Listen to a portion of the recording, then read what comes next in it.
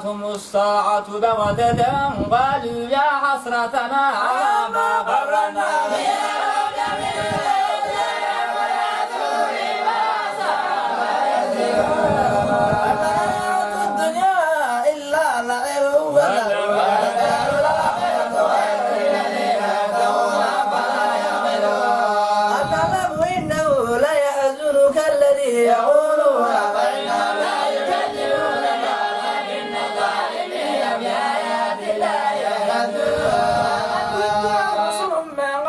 فصبروا على ما كذبوا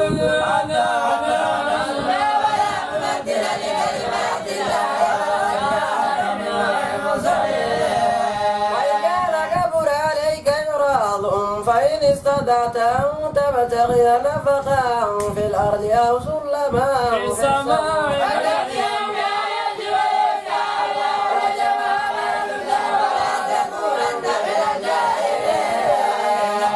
يستجيب الذي يحصل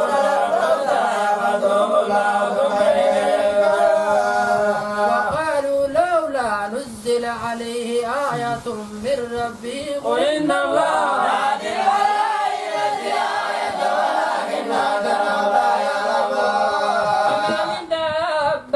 في الأرض ولا طائر يطير بجناحيه إلا أمم أمثالكم حبرنا في دار ثم إلى ربهم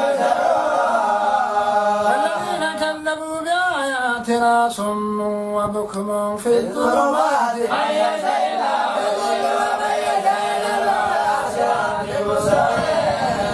رأيتكم من أتاكم عذاب الله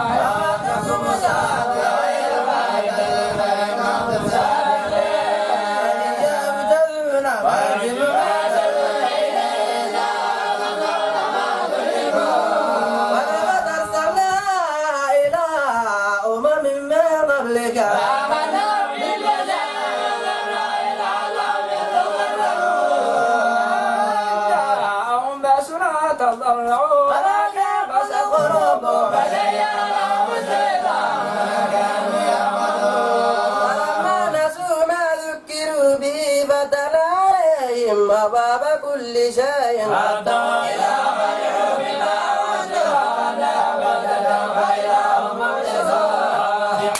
القوم الذين ظلموا والحمد لله رب العالمين قل أرأيتم إن أخذ الله سمعكم وأبصاركم وختم على قلوبكم من إله غير الله يهديكم بإذنه كيف نصرف الآيات لهم يصدفون أتاكم عذاب الله بغتة أو جرة هل إلا الله الظالمون وما نرسل المرسلين إلا مبشرين ومنذرين فمن آمن هذا فلا خوف عليهم ولا هم يحزنون والذين كذبوا بآياتنا يمسهم العذاب بما كانوا يفسقون لا أقول لكم عندي خزائن الله ولا أعلم الغيب ولا أقول لكم إني ملك أتبع إلى ما يوحى إلي ويستمع ما البصير أفلا تتفكرون وأنذر به الذين يخافون أن يحشروا إلى ربهم ليس لهم من دونه ولي ولا شفيع لعلهم يتقون الذين يدعون ربهم بالغداة والعشي يريدون وجهه ما عليك من حسابهم وما من حسابك عليهم من شيء فتدعى فتكون من الظالمين وكذلك فتنا بعضهم ببعض ليقولوا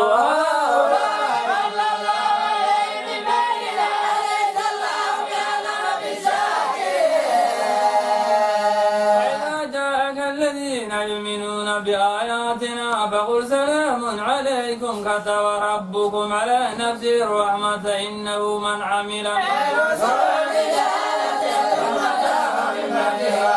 فإنه غفور رحيم نفسر الآيات ولتستبين سبيل المجرمين قل إني نهيت أن أعبد الذين تدعون من دون الله وما أتبع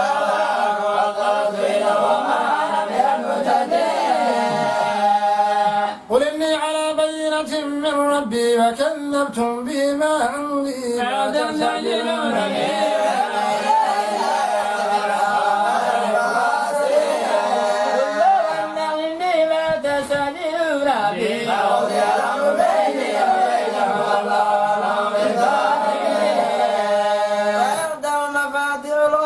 لا يعلمها إلا هو ويعلم ما في البر والبحر وما تسقط من ورقة لا يعلمها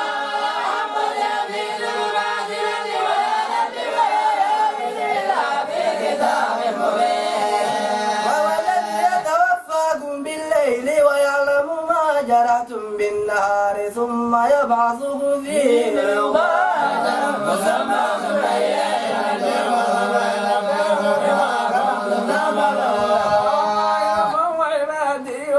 عليكم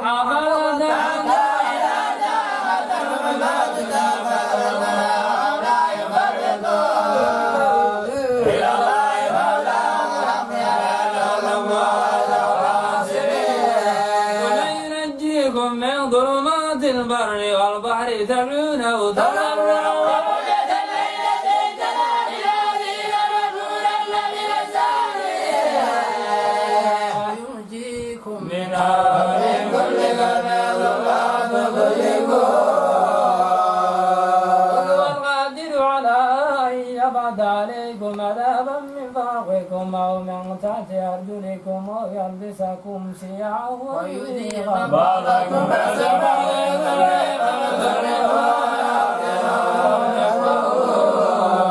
وكذب بيومك وهو الحق